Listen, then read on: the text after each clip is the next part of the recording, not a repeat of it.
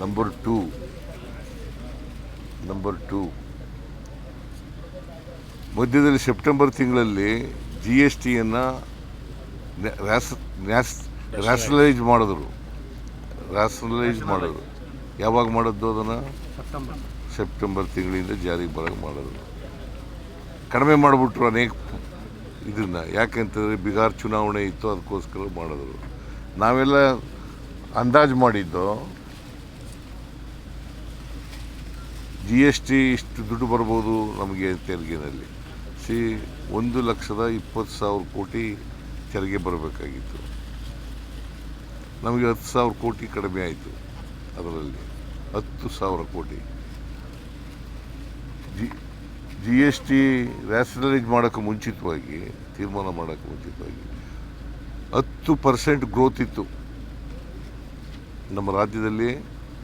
10% growth, GST growth 10% growth ಇತ್ತು. ಅದು 4% ಇಳಿದು ಬಿಡ್ತು. ಡೆಫಿಸಿಟ್ ಆಗಿದ್ದರಿಂದ 10,000 crore ಡೆಫಿಸಿಟ್ ಆಗಿದ್ದರಿಂದ ಗ್ರೋತ್ ರೇಟ್ ರೀ, ಬೆಳವಣಿಗೆ ದರ 10% ಇದ್ದದು 4% ಇಳಿದು ಬಿಡ್ತು. ಅದರಿಂದ ನಮಗೆ 10,000 ಕೋಟಿ ಕಡಿಮೆ ಆಯಿತು. 10,000 ಕೋಟಿ ಕಡಿಮೆ ಆಯಿತು. ಮುಂದಿನ ವರ್ಷ 15,000 ಕೋಟಿ ಕಡಿಮೆ ಆಗುತ್ತೆ. ಆಮೇಲೆ ಕೇಂದ್ರ ಸರ್ಕಾರ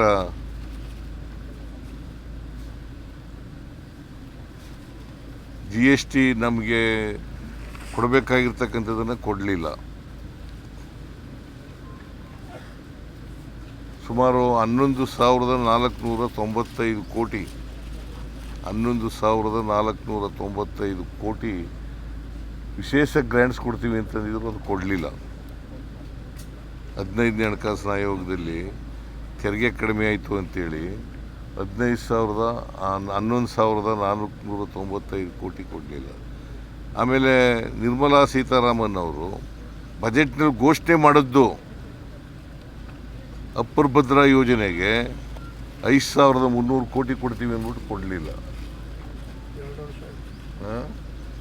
2 ವರ್ಷ 3 ವರ್ಷ ಆಯಿತು. 3 ವರ್ಷದಿಂದ ₹1 ಕೊಡಲಿಲ್ಲ. ಇವೆಲ್ಲ ಕಾರಣಗಳಿಗೋಸ್ಕರ ರೆವಿನ್ಯೂ ಡಿಫಿಸಿಟ್ ಆಗಿದೆ ಹೊರತು